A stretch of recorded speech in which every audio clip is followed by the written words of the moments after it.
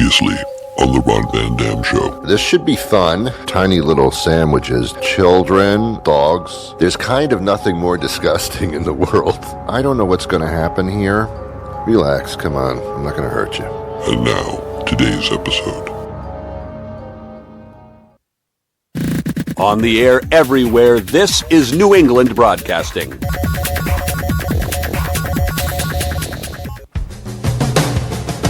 Good morning, good afternoon, good evening, good night.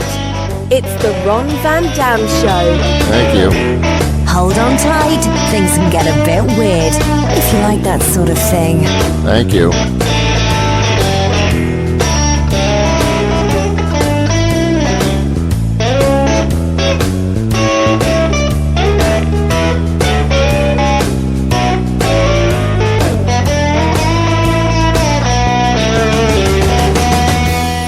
My mother and father taught me when I was growing up to say please and thank you no matter what. So I just walked around. People thought I was mentally ill. I would just walk around and go, please, thank you, please, thank you, please, thank you. And my parents said, no, Ron, you don't just say that indiscriminately. You say please when you want something. You say thank you when someone gives you something. And I said, no, you should have explained that at the beginning.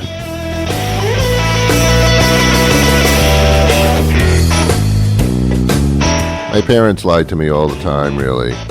The tooth fairy. They told me that the tooth fairy, I thought the tooth fairy was like this little fairy that would give you money if your tooth came out. My parents told me, no, the tooth fairy comes in the middle of the night and kills you, suffocates you with your pillow. I don't understand. I think it was a cover-up.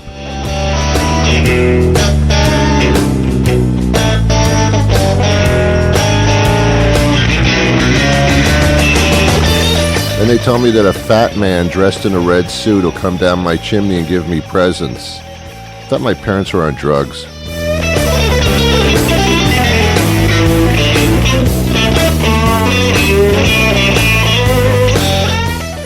And then, like Christmas morning, I would wake up and there would be presents there. And I thought, okay, fat man, red suit coming down my chimney, plausible.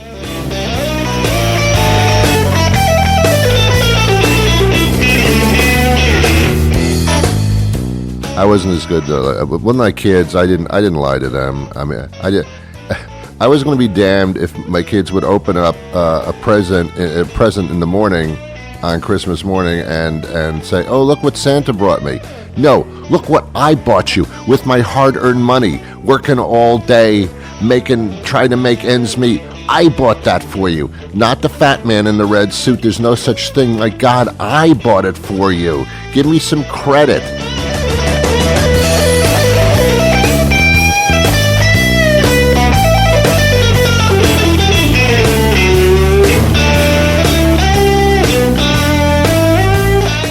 It's ironic because later on in life, I turned out to be the fat man. It wasn't a red suit, it was a regular suit, but I was still the fat man.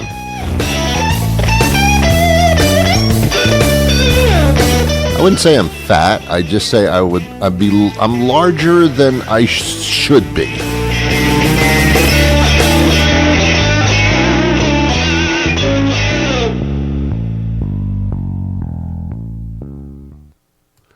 Well, here's my quandary for today.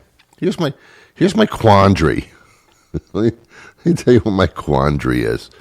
I'm watching television. I watch all the time.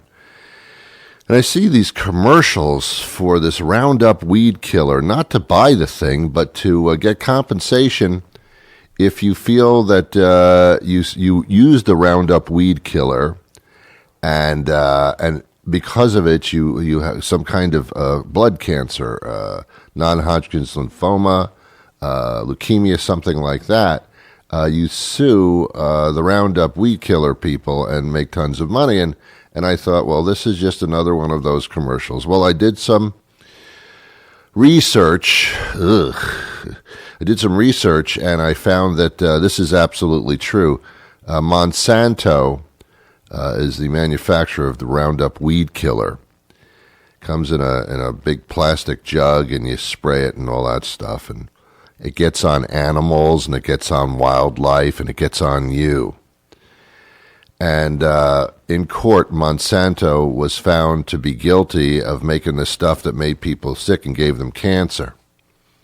Farmers used it, and so did homeowners and landscapers and all that. They'd be around it all the time, killing their little weeds.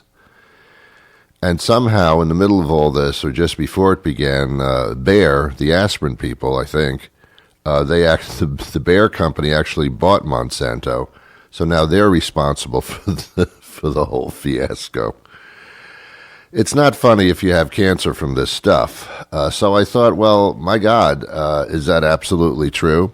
And this was all from a commercial that I heard on Farm the TV. workers, landscapers, and homeowners who've been exposed to the weed killer Roundup may be at risk for non-Hodgkin's lymphoma or other cancers of the blood. If you or a loved one may have been harmed by Roundup, call Goldberg and Osborne.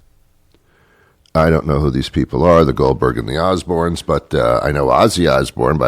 It seems like from the way he talks that he indeed has had too much Roundup. But that's not it. There are companies all over, lawyers all over the country, which are taking this up and are going to give you big bucks. Monsanto, Bayer have been ordered to pay millions, if not close to billions of dollars to those that are suffering from this. They also apparently might have to put on their Roundup weed killer, could cause cancer. Yeah, could cause, in many people, does cause. Lawsuits have been won by many individuals against Monsanto and Bayer for the Roundup weed killer. And I took a trip to my local home goods store, let's say. It's not Home Goods itself, but there are two major stores. Well, it's Lowe's and Home Depot. And in both stores, they were selling Roundup. They sell it on their websites as well. And I thought, well, man, if people are getting cancer from this, what are we doing? I mean, didn't we outlaw cigarettes for that reason? I mean, cigarettes aren't outlawed, but it does have to say on the package you're not allowed to smoke. But if landscapers are using weed killer, Roundup weed killer on our lawns, then we're exposed to this stuff. I mean, would you have your kids go rolling in the grass in some kind of chemical that was known to be cancerous? Think of the poor little chipmunks and the little birds and things like that, and squirrels that feed off of the land, getting it on their paws and licking them. I mean, you know, why is Roundup still around? Can't we kill weeds without killing ourselves? Ooh, T-shirt. That's a great T-shirt. Can't we kill weeds without killing ourselves? Ron, you're a genius. Reason why I have to call myself a genius is because no one else will, which is apparently why Trump calls himself a stable genius. Ooh, get it, because no one else will do it. I understand now. Anyway, did you have a nice 4th of July? Did you hear Trump's speech? How do you know Trump was giving a written speech for him? Because he sounds like a second grader in grade school reading an essay report that his father wrote for him. You can so much tell the difference between Trump reading a speech and Trump just saying stuff off the top of his head, which is really the way he feels. It's so freaking obvious. When I listen to Trump give a speech that's been written for him, and being told, don't change one word, read the speech as we wrote it, Don. Well, he did that for his little July 4th speech there in front of the Lincoln Memorial. Poor Lincoln, man. I think the statue actually, if you look closely, Lincoln's actually covering his ears. In the statue. Somehow that moved. Trump just, he read the thing. He reads it like oh man, he can't even read. I know he can't read. He's never read the Mueller report, and he'll have plenty of time to read it in jail with his orange matching face jumpsuit. This is a wonderful country that we live in, Don, that we live in. We should be united. United we stand. We are all one people. We embrace people from other countries and immigrants from all around the world. What? What? This is not the way you talk. This is not the way you feel. What, are you serious? Who wrote this thing for you?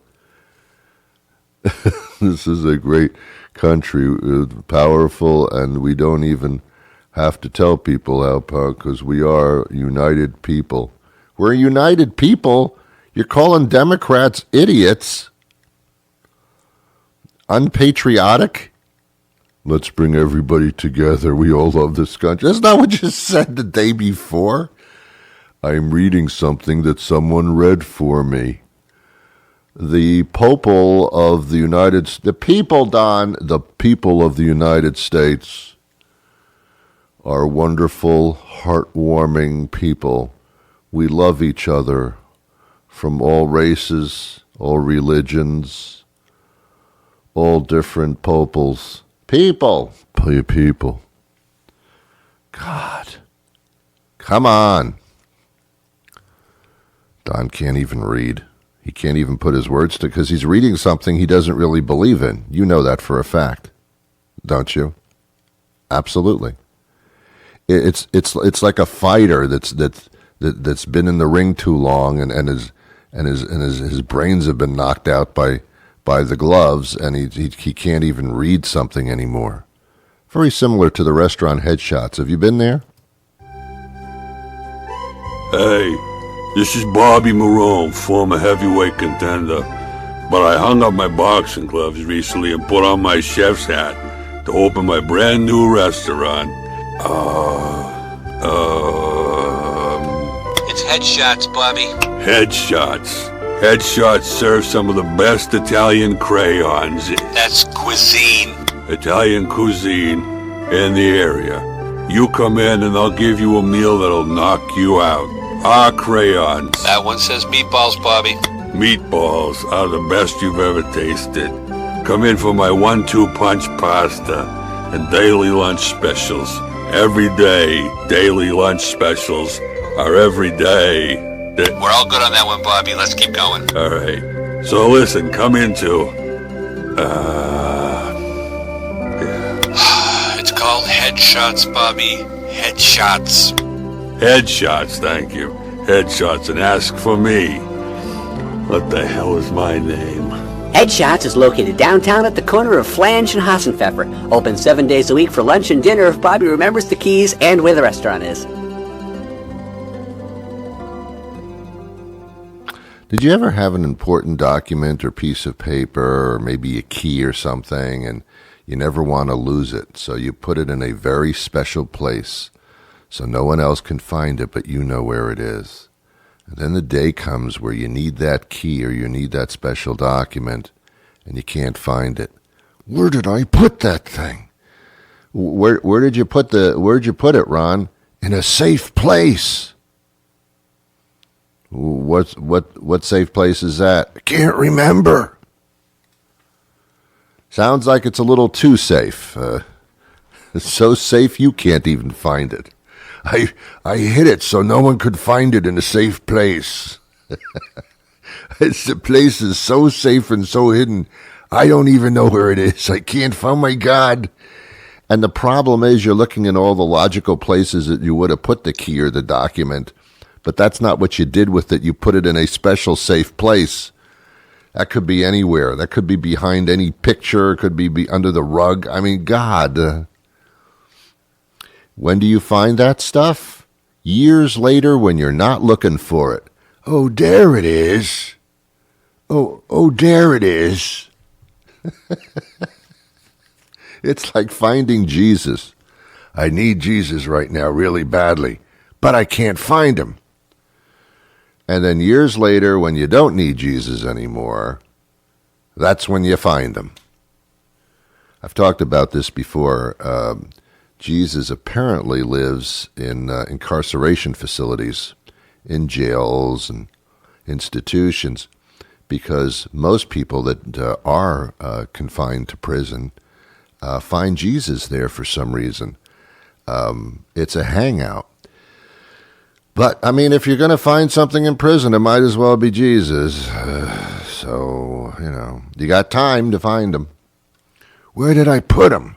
Where did I put Jesus? I can't remember now. It was in a safe place. Now I found him. Ron, don't talk about that stuff. Some people are very sensitive about any form of religion discussion whatsoever. That's a very personal thing to people. Really, if it's so personal, then why do they try to inflict their religious beliefs upon me? They should be personal about it too. I agree with you. When I was growing up, we had a lot of people come to the door to try to sell us things. Those were the days when people would knock on your door and you'd open it. Most of you millennials have no concept of what that means. Someone's at the door. Okay, I'll get it. Yeah, that was when I was growing up. Now it's someone's at the door. Shh, turn off the lights. Hide behind the couch. Don't make a move. Don't let them know we're home. Hope they go away. Oh, well, I can see them on my security doorbell camera. Most of the people that would come to the house on a Sunday were Jehovah's Witnesses. Now, I don't know what they claim they saw and why they didn't call the police to say that they were a witness to something, of which I don't know what it is. But the Jehovah's Witnesses would come to the door, always very, very well dressed. Apparently, a Jehovah's Witness looks really good. So, I mean, maybe that's one of the pluses. Really nicely dressed on a Sunday. And you'd open the door, and they'd immediately put their foot in it so you couldn't close it and say, hi, we're Jehovah's Witnesses. We've come to save you. I said, well, why don't you just save the whales? Because I'm good, but the whales apparently have a problem. So save them.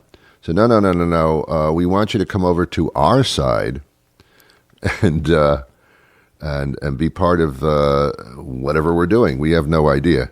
I guess what we do is we go to houses and we knock on doors on Sundays. I mean, that's our religion. I said, well, Leah, let me ask you, what is a Jehovah's Witness? What did you see? I can't tell you. Anyway, here's a little publication in it. It explains what we are. I've never read it because I don't know what we are. And there you go. Can we come in your house and talk to you for 7 hours? No, I've got I have to take a shit and I can't talk right now. Okay, bye.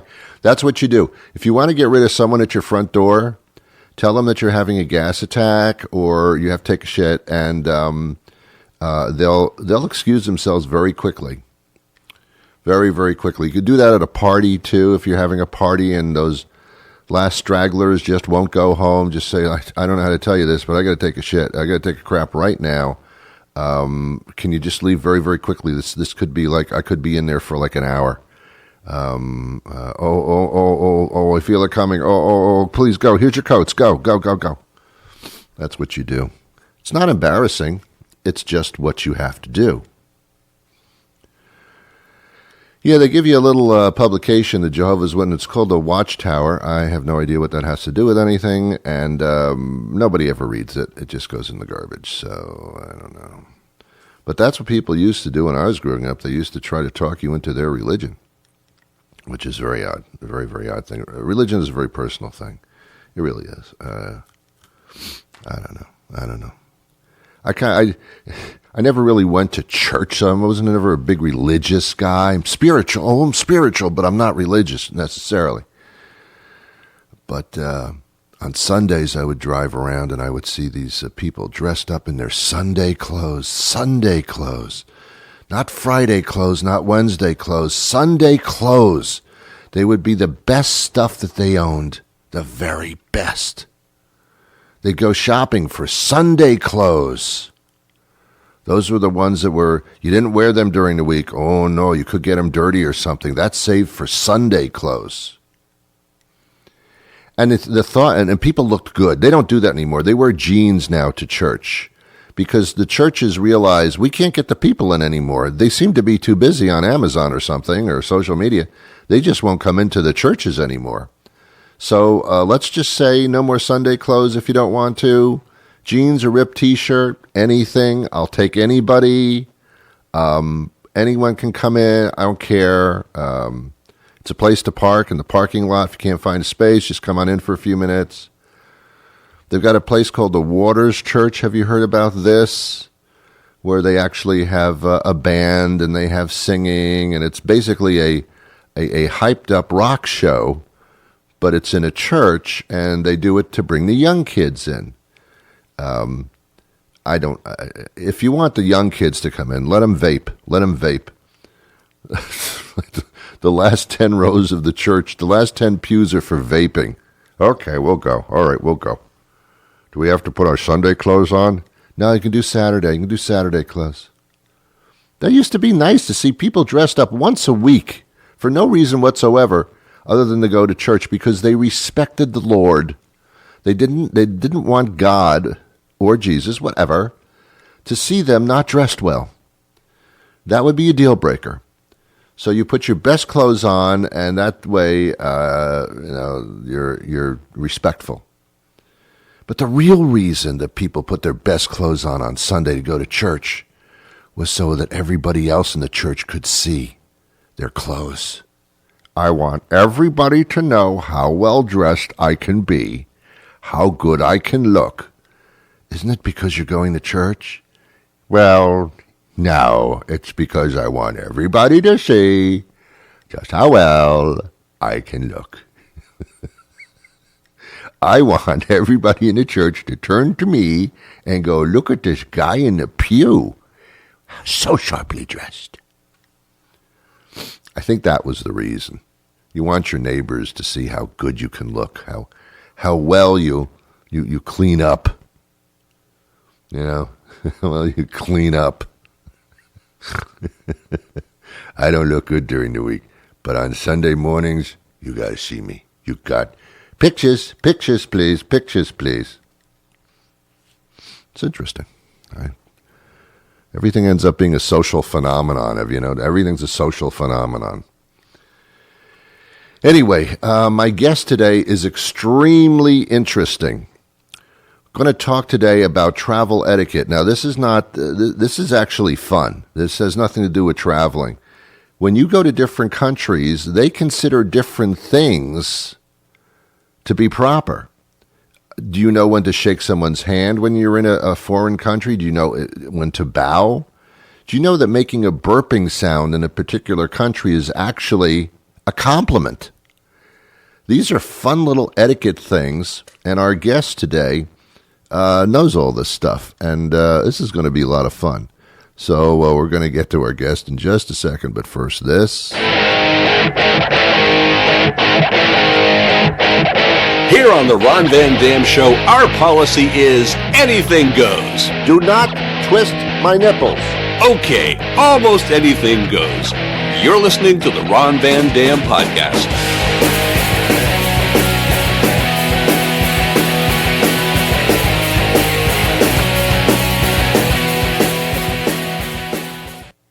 Hi, Dean. How are you doing today? I'm doing well, and I hope you are too. Good morning to you. I'm doing just fine. Dean is the founder of the DFA, Intercultural Global Solutions. He's a former worldwide director of the Berlitz Cross Cultural and currently executive strategic consultant for Dellworks Intercultural. My God, I'm exhausted just reading that. It's a lot of stuff there. I'm tired. Right. Okay. We're talking about traveling and how we appear over in other countries, the etiquette, what we're supposed to do. Most of us have no idea what we're doing. Well, and it's understandable because if you haven't had experience with the culture or if you haven't had a reason to learn about it, then you probably are unaware of the fact that they may do things and think about things and communicate in ways that are very different from the way that you do it at home. That's what happens when you cross borders. And my work for my life's work really has been in over 100 countries, helping people to understand these differences so that they can do business better and also have a better travel travel experience when they tour around the world. I guess you also get an appreciation for other cultures by learning this etiquette and these cultural, let's say, quirks. That's like really getting into the meat of other people's lives and how they run their lives. Exactly, which is why you can have such a better experience as a tourist when you understand these things, because you're seeing how it is that people are thinking and doing things differently, and maybe you appreciate it. I'm not even so sure we have to necessarily always appreciate it. Sometimes it's a bother. Sometimes we may disagree. Right. But the point is, it's there, and you do have to deal with it. And so the best way to do that is to understand it. Now, you have a podcast called Oops, I Understand. Yes, it's called Oops, Your Culture Showing. And we have a lot of fun talking about cultural differences and just exploring the mistakes that I've made, certainly, and the things that I've learned with the colleagues and clients that I've worked with. Now, beyond the oops aspect, I assume that in some countries, certain things are quite a serious type of reaction and tradition, and there might be some things that you really don't want to do that you might normally do. Well, that's very true. I mean, you can certainly offend people, and you don't want to do that, right? Because certainly if you're doing business there, that's not a good thing to do. Right. You're simply not going to make that deal if you offend people seriously. But also, as just a traveling tourist, you have a better experience if you make a friend rather than make an enemy. Yeah, I mean, I guess you put the shoe on the other foot, and you meet somebody who comes to this country and they know nothing about us, and they they might seem a little bit odd to you, but that's the way things are. I mean, you seem odd to them. I think Americans are kind of weird anyway, to be honest with you. If I were living in another country and Americans showed up, I go, ugh, what the hell's with you? Anyway, that's just my opinion. Well, I think Americans are as weird as anybody else. Yes, I do. I think they're weirder. I live in this country, and I think they're weird. Oh, yeah. Well, that's what I think all Americans think. Right. What are some things? Let's take some countries here, for example. What if I were going to Korea, for example? What things would I find of interest there? Well, it can be as simple as table etiquette. You want to understand that in Korea, at the end of the meal, you should give a little burp. And, of course, raised as a U.S. American, you were probably told by your mom, don't do that. Yeah, you would say, excuse me or something. Yeah, you'd pardon yourself. Right. No. In much of East Asia, Korea, parts of Japan, Japan certainly, parts of China, a little burp at the end of the meal tells your host that you enjoyed the food. And you're digesting it well. So it's a good thing. And you should let that happen. I remember one time walking into a noodle shop also in Tokyo related to this, and opened the doors midday, and all the office workers are in there slurping their noodles, and the sound of slurping was kind of overwhelming. And I remembered, my mom always told me, don't make noise when you eat. But in Japan, if you slurp your noodles, it's supposed to taste better. That's very interesting. I have heard that and seen that, and I thought, oh, what an odd thing, but that's done that way. My mother always said, don't hold the bowl up to your mouth. You use a spoon. But I guess in those countries they don't have spoons. Well, they probably do anyway. Well, yeah, they do have spoons, but they also have chopsticks, which means you drink the broth by holding the bowl up to your mouth, and then you scoop out the food inside the broth with your chopsticks. Yeah, my mother would hit me if I did that, and that's your point. That's basically your point there. What about in Germany, for example? What are some of the customs there in etiquette? Depending on whether we're looking at dining etiquette or how to dress or how to greet people, all that stuff, all the rules, there are so many differences. But a small little difference that can mean a lot is in Germany, when a man and a woman enter, let's say, a restaurant, the man holds the door open and then walks through first. Oh. And I remember in the U.S., I was told, as a man, open the door and hold it open so the woman can pass through, and then you pass through after her. Yeah. No, but in Germany, the man goes in first. And it's based on the old tradition going back, hundreds of years, that if a man and a woman walked into a restaurant, the restaurants back in the day were probably pretty rowdy places. So it was up to the man to clear the place out of all the ruffians before the woman would enter. Oh. This is fascinating. We could go on for a long time, but I don't think we're allowed to. Is there a rule? I don't know. Are there rules here? I really don't know. I understand that in China, if somebody applauds you, then your reaction should be to applaud them back, which I think that's kind of cool. I like that. Well, all throughout East Asia, so that would be China, Japan, Korea, many of those countries, there's a very strong traditional value of humility. Right. And so anything that makes you stand out, you have to respond in a way that's humble. And so if somebody applauds you, let's say you're making a presentation, you're a business person there, and you make a presentation, and at the end somebody applauds you, you applaud back to kind of humble yourself and thank the audience for their appreciation. And that's why when you speak with people, if they're using English, and remember they're using English as a second or maybe even a third language, so you have to be tolerant and patient and help them understand that you're listening. When they speak with you, though, they will probably dismiss any compliments you offer, because again, they have to humble themselves. So if you say something like, "Oh, your son is such an intelligent boy," the response might be, "No, he doesn't study hard enough." I see. And that's a way to dismiss to make it more humble. Wow. And it doesn't mean you should not compliment, because they love it. Everybody loves compliments. But it means don't expect the kind of reaction we would expect back at home. Huh. So humility. Then I wonder why they let Trump visit China, because that's the opposite. Well, politics is something else. Okay, all right. Oh, it sure is something else. Let's quickly talk about Greece, because I found this very fascinating. Your fact about this is we high five in this country. To this day, I don't understand what that's about, but that's what we do. I don't know. I guess in Greece, don't do that. No, if I'm standing on a street corner, for example, in Athens, and I see my friend across the street and he doesn't see me, and I try to get his attention, and I kind of wave with that open palm that we do.